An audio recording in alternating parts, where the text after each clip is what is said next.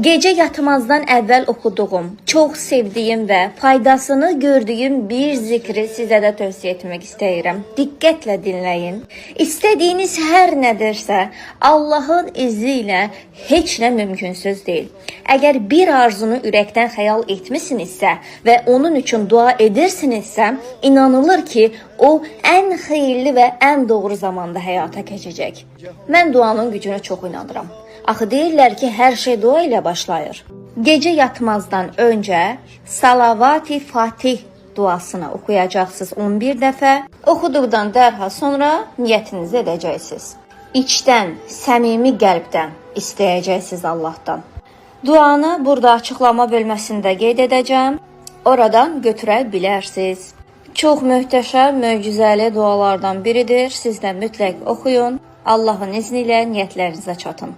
Bu videonu paylaşıb bölüşməyi mütləq unutmayın. Səhifəyə abunə olun ki, gələn digər faydalı məlumatlardan xəbərdar olasınız.